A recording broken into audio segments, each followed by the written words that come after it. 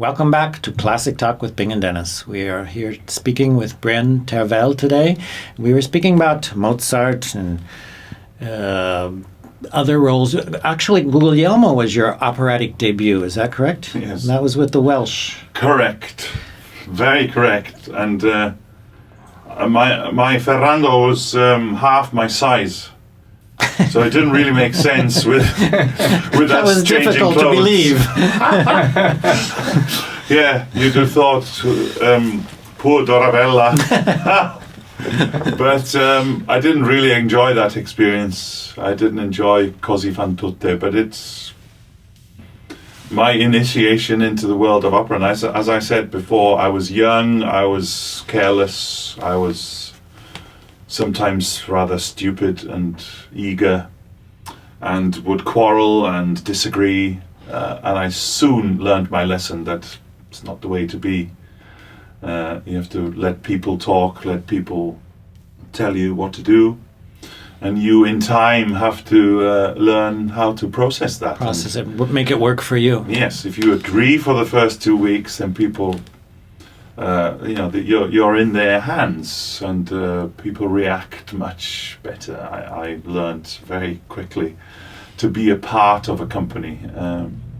And the Welsh National Opera, I'm forever grateful for them for giving me the chance to immediately leave the Guildhall School of Music and Drama to sing a principal role, because that usually doesn't happen in Britain. People usually go to the choir in Glyndebourne for a summer, or are singing some smaller roles for any company, the Opera North, English National Opera, Scottish Opera then, or the Welsh National Opera. And of course, coming from Wales, maybe it was something very important for the Welsh National Opera to have the singer that was for their country and the singer of the world.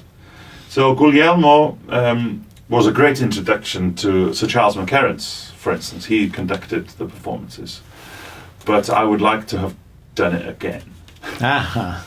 Do it better. Yeah, better. And I never sang Guglielmo again, actually, because I just didn't enjoy it. But then when I did Figaro for the Welsh National Opera as well, then it opened doors. And I thought I'd be a singer that would only sing in Wales. So I bought a house in Cardiff.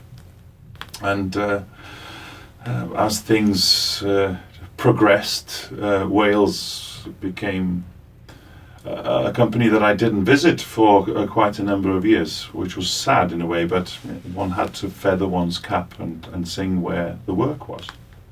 So you started a family there in Cardiff, but then you had to go away. Now this must have caused struggles with you. How to manage a career like you've had and families of utmost importance. How do you do that? Then it's no different to anybody else in any other profession. It's just we have to work at it.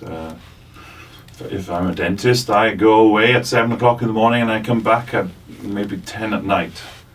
So I would never see my children anyway. But we, for instance, have, now I've been doing Wotan for the Metropolitan Opera in the Lepage Ring, and I've been here for 2.5 months. So I haven't seen my children for that amount of time, and that's not very conducive to having a father that's around all the time to ask questions, to do the simple things, take them to sports, rugby, see them score their goals, or look, my youngest son passed his first piano exam with distinction, for instance. So I wasn't there to hear him play it, and I wasn't there to see him open his letter. The simple things that one misses, and you set yourself a rule that this is how life is going to be. This is what comes with a horse and cart. Do you set aside time, like a summer vacation, where you insist? Yeah, over Christmas I was home for 3 months. Mm-hmm. Now I'll be home for the next 2 months. I always have the summer free. I have countless engagements being thrust upon the table in the little agency in Cardiff, Harlequin. I've never sung in Bayreuth, for instance, purely because it's in the summertime, and I draw the line at having to be with my kids around their 7 weeks of holidays, because 7 weeks is a long time. But I hope, and I like to think my children are well adjusted to the fact that their father is away, and once he's home, he's there for time that is very crucial for them and for me in a way, but I'm there, full on father, glorified taxi driver, anything. I will do my utmost to regain their friendship. They're getting older now, so they can actually tell me, Dad, when are you coming home? It's about time now. Back to Mozart just for a second. You've stayed with Mozart your entire career and kept them in your repertoire. Many singers say they do that to keep the voice in line or fresh. Or how is it with you? Is that the case? No, because after 10 years of Figaro, I sang in countless productions, some great, some terrible.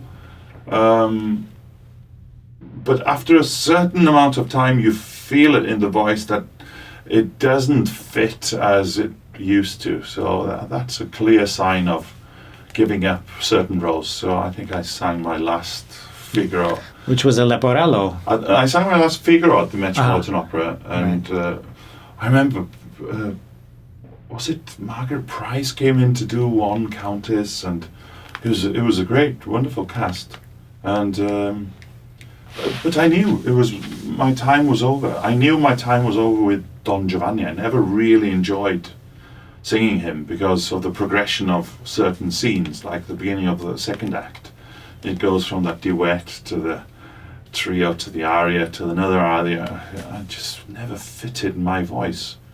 I felt always uncomfortable performing Don Giovanni, but I had a little excursion to coming back to Leporello in La Scala before Christmas, and jumped in for a colleague here at the Metropolitan Opera for 4 performances of Leporello and thoroughly enjoyed it. One British crit wrote that I was old in the tooth to do it, maybe at 46. So perhaps I might disagree with him, but it was fun to come back to have, smile with my colleagues and just... I can attest that it was... you should not give up Leporello. Why does Leporello have to be... Maybe not, no, I won't give up on the old Leporello. Do you worry about those critics that, you read about what they write? It's not that you read it, but they're given to you at the end of any run of any opera performances. There's a brown envelope that has everything. So, yes, it's human nature for you to actually want to read something. And if I want to be a part of this profession now, to work with young singers in the future, then I have to read about what I've done, what they've done, what everybody's done in the profession. You have to keep your fingers on the pulse. And sometimes they have something very good to say. I read a couple of things with this set of performances of The Ring in the Lepage Ring that I took on board. And sometimes I'll put my fish and chips in them, and then they're gone the next day. So, That's a good way to look at it. So over the years, you have done almost everything you wanted to do. Is there anything else that still tempt you? Yes. Oh, yes. I want to sing my first Winterreise by Schubert.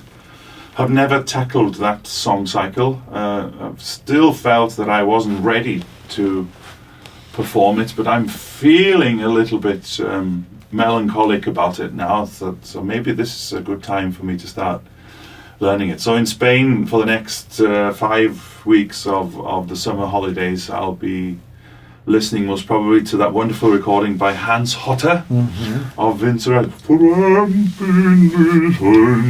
It was fantastic. And I've always said that to have an opera written with you and your voice in the composer's psyche, mind.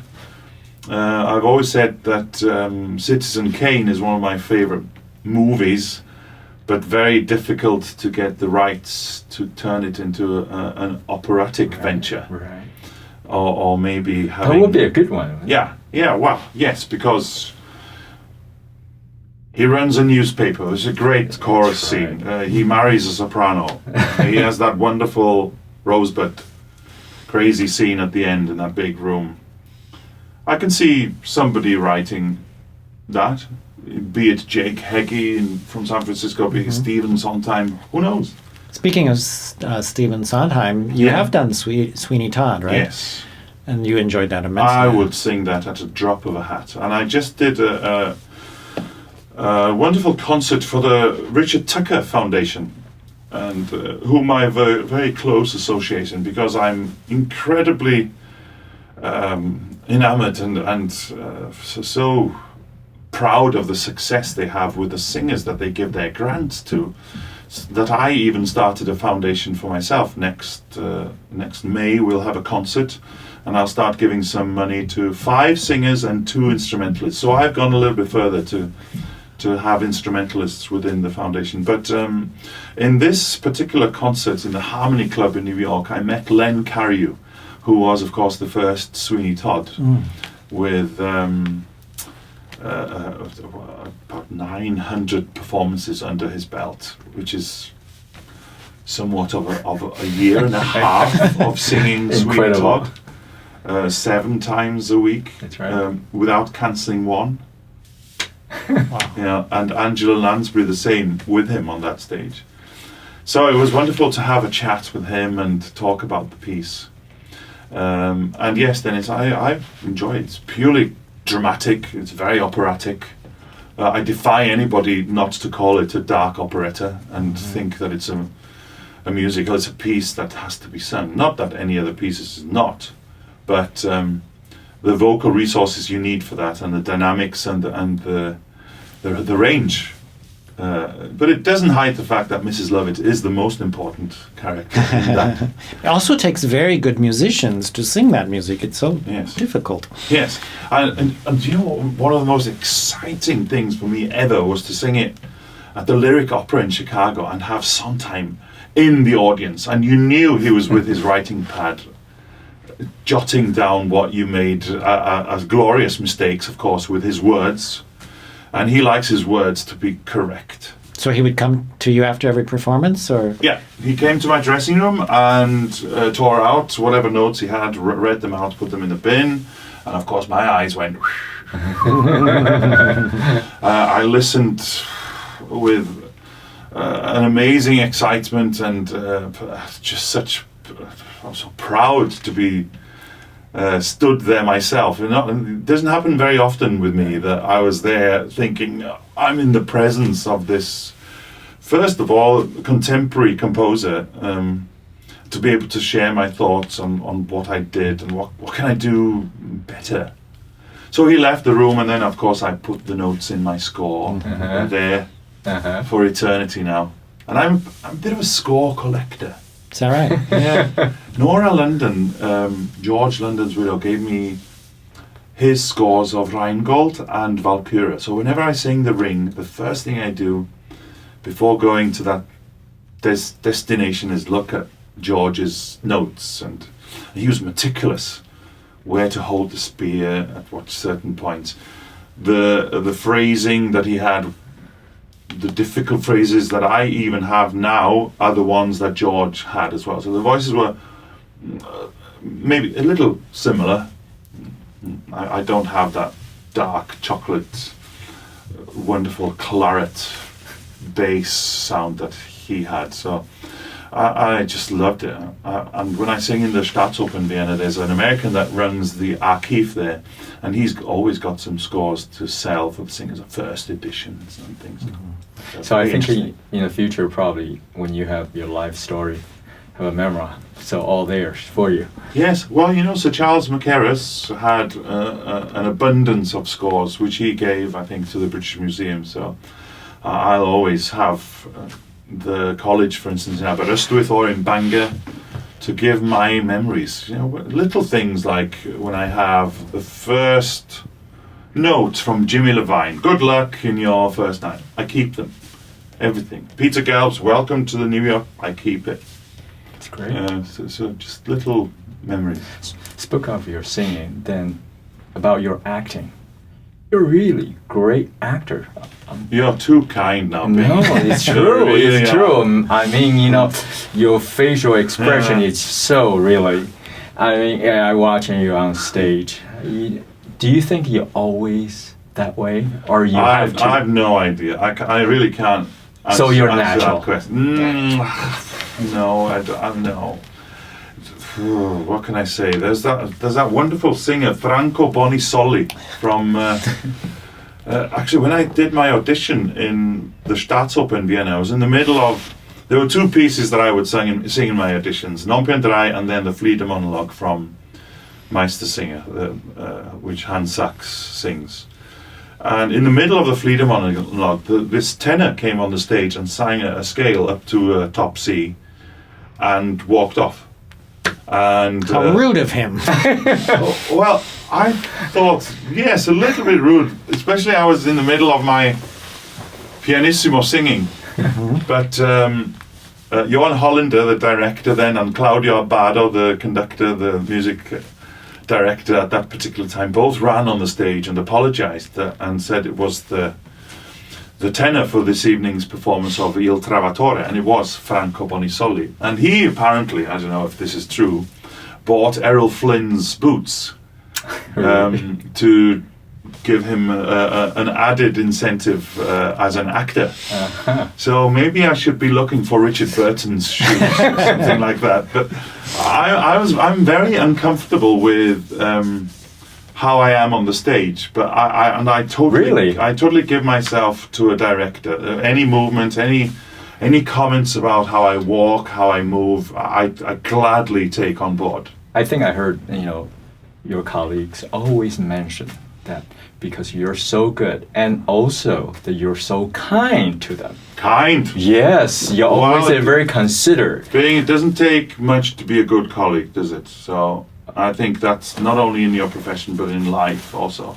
If you can open a door to a lady, or if you can help somebody with their bags, it doesn't take much time of day to be nice. Yeah. And thank you for giving me that wonderful praise, because it really, I really appreciate hearing something like that. But what's wonderful as well is that I think that other people are really kind as well in the profession, and that they are wonderful colleagues. Well, that's what's wonderful. It's a mirror, because you learn from people. Yeah, you give to them, then they give back to you, I think. I never forget doing Samson and Delilah in Peralada in Spain, and it's a summer festival that Jose Carreras sang frequently at, and it was the day that Jose decided to come back after his illness, and he sang Samson.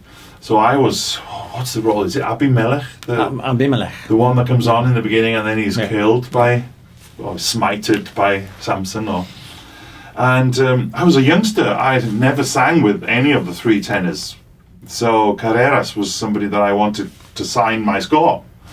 So they start the performances late in Spain because of the heat of the day. And by 3 a.m., Carreras was beginning to sign autographs for this endless line, and who was at the very end but me?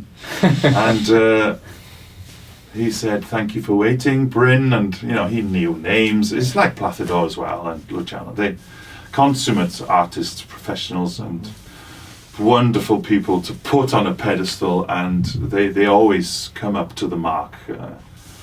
That's why they've been so successful in their operatic and musical endeavors. And in doing so, they make others perform at their best, because Good they're point. relaxed.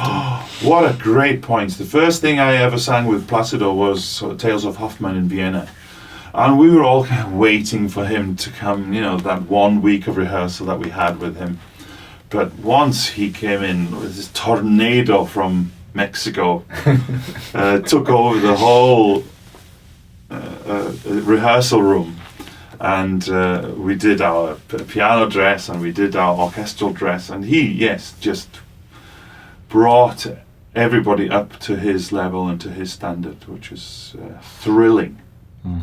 Wonderful. You mentioned the Flieder monologue from Meistersinger as the other one you auditioned with a lot. Yes. We could take a listen to that. Shall we do that, Scott?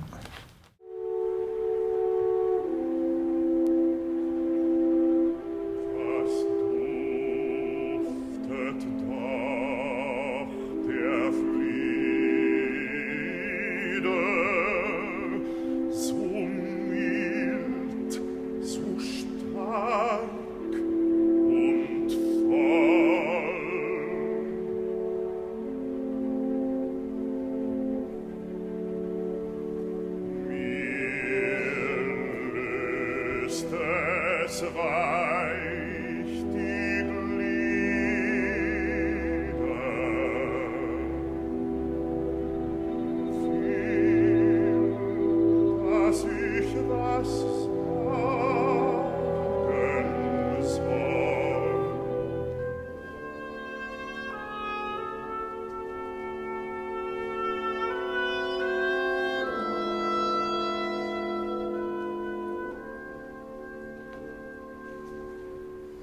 Was gilt's, was ich dir sagen kann? Bin gar ein Arm, ein fertig Mann. Soll mir die Arbeit nicht schmecken, gebst Freund lieber mich frei, tät besser das Leder zu strecken und ließ alle Poeterei.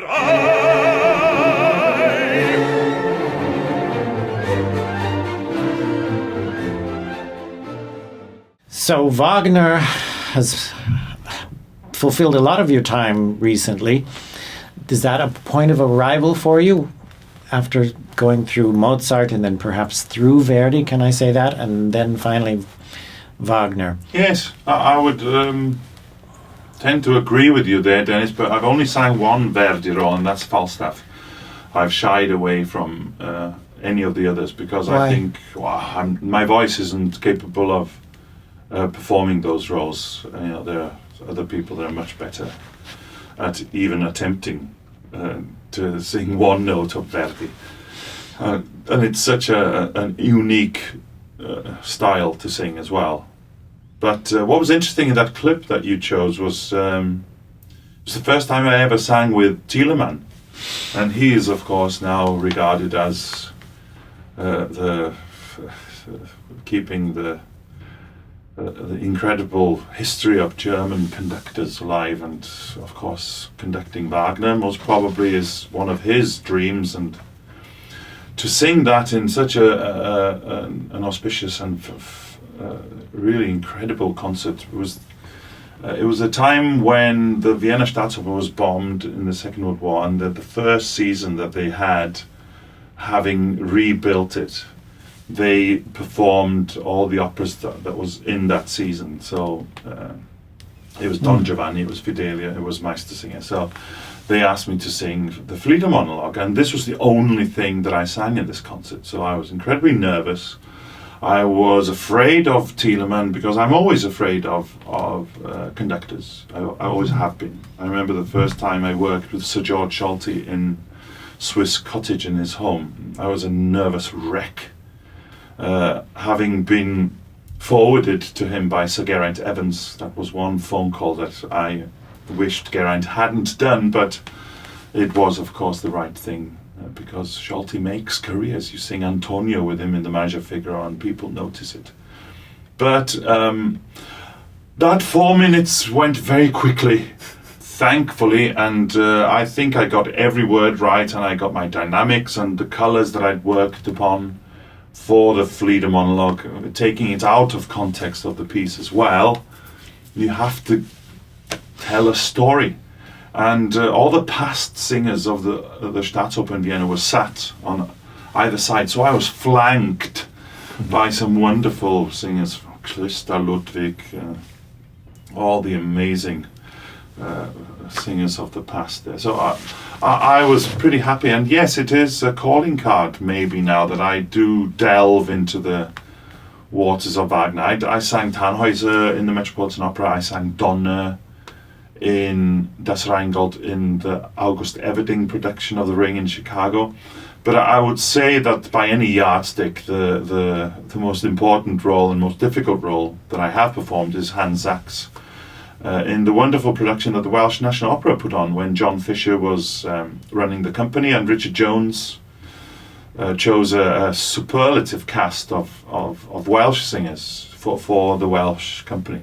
60% of people were from Wales, so it's the first time I turned up in the opera house and I could actually speak my mother tongue in rehearsals, which was really exciting. And then, of course, the only 2 cycles, I've done a half a cycle at Covent Garden, and I've done the full cycle now for the Metropolitan Opera, which I'm really happy about. And as Sir John Tomlinson always said, the longer you sing this role, the more you delve into its complexities. And I look forward now to the next new ring cycle. Say something in Welsh.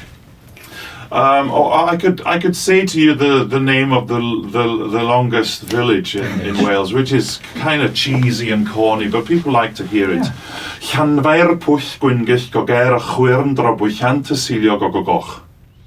So it describes the village of where Right. it is. It's In a- great detail. in great detail. And, So keep I- away from whoever says it. So you're working with a lot of young singers. No, I'm not. Uh-huh. No. Are you interested in It's that in the something future? that I've shied away from. Ah. Every opera house asks, "Can you work with the young singers, or can you give a masterclass?" And I say no, because I'm not a fan of masterclasses. You know, I would not go and work with a young singer and tell him to do certain things in one day and then leave. You know, if I have the time to be there for 6 months and work with somebody, maybe I'd be interested. But there are people that are much better than me. Interestingly enough, whilst I was here, Renata Scotto did a masterclass with 4 of the young artists, the Lindemann artists at the Metropolitan Opera. It was the best 2 hours that I've had in a long time, listening to her wonderful stories. Of course, they were all singing repertoire that she has performed in, so the language was no problem because she is Italian. She could describe what happened in the scenes. She could tell them about phrasing, breathing, take your time in the cadenzas, little things like, "Darling, there is no forte without a piano." And I thought, yeah, that's so right, so right. And I would never think of saying something like that in a masterclass situation. I'd be too nervous. I'm not so sure about that. Well, hopefully one Take day it we'll from see. me, then. Okay. I think we could go on with this conversation for a long, long time, but unfortunately it has to come to an end now. But we'd like to thank you so much for being here with us. It's been a pure delight for us. Thank you, Bryn. Thank you very much. Thank you. This is Classic Talk with Bing and Dennis. Today we've been speaking with Bryn Tervel.